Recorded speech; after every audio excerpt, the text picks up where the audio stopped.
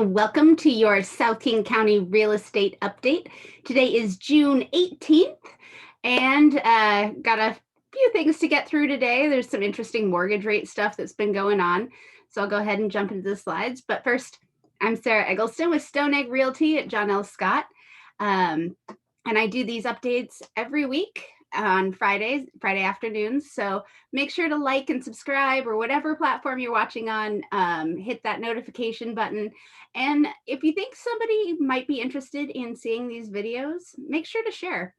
I really would love to get this information out to as many people as possible. So I truly appreciate you sharing my content with people that might find it valuable. So thank you so much. I'll go ahead and jump into the slides.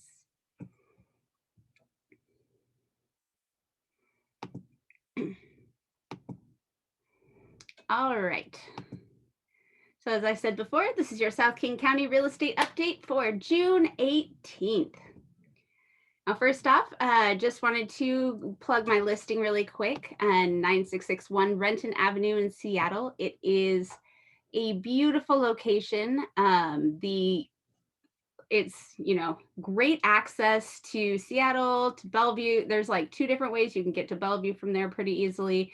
If you're heading south, it's easy to go that way. The commuting standpoint of where this house is located is just phenomenal. And then you're surrounded by so much greenery. Like, look at this. All these trees back here is stunning. And this yard, I'm obsessed. I do not have very much of a green thumb. That is not one of my skills. So I'm always really amazed when somebody has a beautiful garden like this. So what happened this week?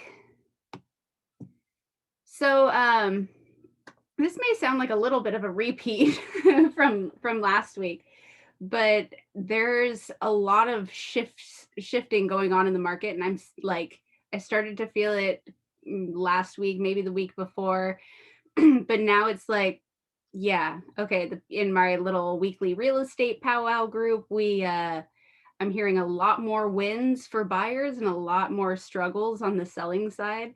A lot of that is selling clients pricing their home too high and not getting it pending really quickly, and then they're confused as to why it didn't attract an offer right away like their neighbor's house did. But the housing market is very dynamic. So the market that your neighbor sold their house in March, that's not the same market we're in now. It's still definitely a strong seller's market, but I feel like that strength is starting to weaken. We're not seeing that in our monthly stat numbers yet, because this is something that mainly in the last couple weeks, so in June, that I've seen, and I didn't really feel it much in May. It was still pretty bonkers for buyers trying to put in offers in May. So I feel like some of those urgent buyers have gotten into homes. There's some buyers that are kind of backing off because they put in a bunch of offers and lost out on them, and they just realized that they don't have the funds to compete against so many cash offers, because we are seeing a lot of cash offers in this market, way more than normal. So that's just really interesting to see. And yeah, I'm really kind of excited for buyers right now, because if those buyers that are sticking in the game, I feel like you're really close to a win. So hang in there. I'll go ahead and jump back into my slides.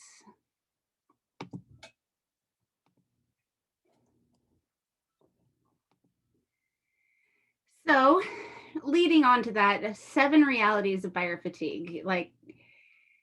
Buyers, as I just said, are getting exhausted, and this is a real thing. There has been so many challenges for them this year, that it's okay, well, I'll just go through this, because we have hit first a record high median home price, up 13% for nationwide, even higher in our area, which I'll get to in a moment, in April. It's record low inventory, record high percentage of sales over list price. So a lot in like a normal market, you'll see a lot of homes selling at 97% of list price or 99, 100% of list price. But right now we're seeing 107% of list price or 110. So there's a lot of areas, and this is kind of area specific as to how far over list price there is. But this is something that we're seeing pretty much nationwide. These are nationwide numbers right now. Record low days on market. That is definitely true in our area. Record low mortgage rates. We are historically low. Yes, we are up on our mortgage rates from its absolute total valley, but we are still significantly low on a historical basis. And half the houses listed in April went pending in 1 week or less. And 19% of homes sold in April had their appraised value come in below the contract price. 19%, guys. This is nuts. You'll see this oftentimes in a market where the home values are increasing rapidly because the bank will send an appraiser out if there's a loan on the home. And the appraiser will say, yes, I think this home is worth what the buyer is willing to pay for it, or no, I think it's worth this much less than what the buyer is willing to pay for it. And that's never a good situation, because then the buyer has to come up with extra cash, or the seller has to come down in price because the seller can't wrap what they thought they were going to be able to into their loan. So an low appraisal can easily have a deal fall apart. So we are seeing, I'll just read this quote from Fannie Mae. For the second consecutive month, consumers also reported a significantly more pessimistic view of home buying conditions. On net, that component fell to an all-time survey low, with only 35% of respondents believing it's a good time to buy a home, down from 53% in March. Year over year, HPSI is up 12.5 points. So that's the Home Purchase Sentiment Index. And you can see June of 2020, it was 61% of people thought it was a great time to buy a home. And now we are down to 35%. And we are seeing, as I mentioned before, an increase in cash sales. So 25% of the sales in April were cash, whereas only 15% a year ago were cash. So that is a little bit encouraging, because we know that people with cash are thinking that real estate is a very safe place to put it. So that shows a very optimistic view for the housing market going forward. And so this is price appreciation year over year for quarter one for this year compared to last year. And 15.8% higher in Washington than we were quarter one a year ago. And that's one of the highest nationwide. There's a couple that are higher than that, but not very many. So our area is just extremely strong on our price appreciation. And this is a change in housing inventory. So we have come down in inventory in our state almost 55%. That's nuts. So yeah, that's what's driving up the prices. It's basic economics, supply and demand. But yeah, we need more houses out there. As looking forward, as far as forecasts and projections for what home prices are going to do for the rest of the year, there's all over the board, but everyone thinks home prices are going to continue to increase. There's pretty much nobody that thinks homes will be devalued in the near future. And so this week the Fed had a meeting where they announced that basically the inflation rate is going up quicker than expected, and there needs to be some sort of action taken to prevent inflation going up at too high of a rate. So the Fed's policy forecast that they would they would raise their benchmark for the short-term rate, which affects many consumer and business loans, twice by late 2023. They had previously estimated that there would be no rate hike before 2024. So the Fed doesn't set interest rates directly, but it's a little complicated web of treasury bonds and all that. But really, the Fed does have a huge influence on mortgage rates, even if they don't set them. So Powell, the director, said that there is every reason to think that we will soon be in a high labor market with very attractive numbers, with low unemployment, high participation, and rising wages across the spectrum. So the stronger our economy gets, the higher lending rates will be. So it's a balance there. Yes, we want to see people go back to work and have a driving economy and everything, but that is going to make interest rates go up over time. As our economy and things get stronger, rates will go up. And this is a piece from a flyer that my office puts out. They put this flyer out for years, and I think it speaks volumes. So this is explaining the difference in what you can buy if interest rates go up 1 percentage point. So for each 1 percentage point that an interest rate goes up, a buyer's purchasing power goes down 10 to 12%.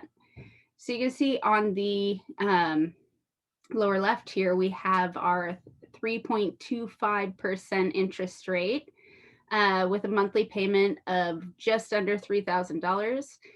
And this would have purchased you a home for $681,000. Whoo, tongue twisters all day. And you can see that this is a pretty nice house, 4-bedroom, 2.5 bath, 2,000 square feet. And if that same monthly payment, pretty much at a 4.25% interest rate, we're at a purchase point of $590. And this is kind of what we're looking at. It is over here, you have your updated kitchen. This is definitely not an updated kitchen. It's smaller square footage. It's older. This is brand new construction over here. This is 2003. So you can see that interest rates really do play a huge part in buyer affordability. So Seattle Mayor Jenny Durkin is extending the city's COVID-19 eviction moratorium through September. So this is just for the city of Seattle, but it is now through the end of September in Seattle. Approximately 10% of renters across the Seattle metro area are behind on their rent. So this will help people in city limits that are behind. There's definitely advocates for landlords are against this. Advocates for renters are definitely for this. But I know there's a lot of debate whether this is how we should be going about doing this, or whether it should be renter assistance or what have you. Currently, the statewide eviction moratorium is slated to end on June 30th, but honestly, I wouldn't be surprised if we saw an extension on that as well. There's been a little bit of hinting towards the fact that might extend. There's been a lot of programs. There's money set up to help renters and landlords, and we're just not quite ready to get those programs in motion yet. They're in the process of being planned, but they're not planned yet. So I feel like there's going to be an extension of that moratorium just so that they can have a little extra time to get those assistance programs in place. And that brings us to our market stat minute. So for King County, we had 996 new listings, 1,247 pendings, and 1,056 sold. So you can see our new listings line jumped down again pretty, well, not huge, but a little bit. And that is a little discouraging to see because we need more listings.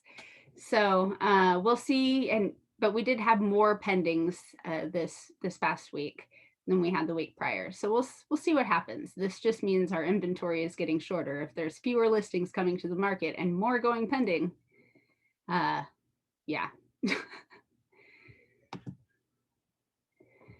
And for showing activity for North America, we're kind of staying a little bit steady for the past week. And for mortgage rates last week, we were at a 2.96 for the weekly average. This week, it says 2.93. The Federal Reserve signaled Wednesday that it may act sooner than previously planned to start dialing back low interest rate policies. We mentioned that a second ago. The chairman, Jay Powell, says the inflation spikes of the last 2 months will likely prove temporary. So they are thinking we're going to keep going pretty consistently on this mortgage rate for at least a little bit. But if we look at our mortgage rate from today, it's 3.26. And this is pretty different than the 2.93 that we saw here. So no, mortgage rates aren't lower today.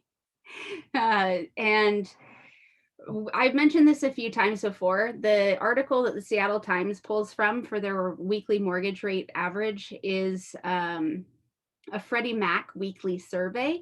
And those surveys are sent out to the banks and lenders on Monday, and they have until Wednesday to return them. But most people just fill them out and send them back on Monday. So when the number comes out on Thursday, that date is already a few days old, and a lot can happen in mortgage rates. There's a lot of volatility in mortgage rates right now from day to day because the news can affect it pretty significantly and pretty quickly. So the bottom line, even after midday improvements, today's rates are still significantly worse than yesterday morning's rates, roughly an eighth of a percentage point in some cases. And I should note that this article is from yesterday, but these mortgage rates, the 3.26 is from today. But it stayed pretty much the same since yesterday. So yeah, mortgage rates actually did go up. The Friday, last Friday and this Monday was like the lowest dip in mortgage rates for a couple weeks, months. And so the weekly average definitely reflected that moment in time. If you have questions, please feel free to reach out. My number, email are on the screen, or you can reach out to me on whatever platform you are watching this on. I would love to hear from you. If you wanted to learn more about the real estate market in your area, I'm happy to talk about that. And yeah, I just really love talking about real estate and sharing this information with people and hearing other points of view. So if you want to have a conversation, just reach out and let me know. Thank you so much for joining me for the South King County Real Estate Update for June 18th. My name's Sarah Eggleston with Stone Egg Realty at John L. Scott. Thank you so much for joining me, and I'll see you next Friday at 3 p.m. Have a great week.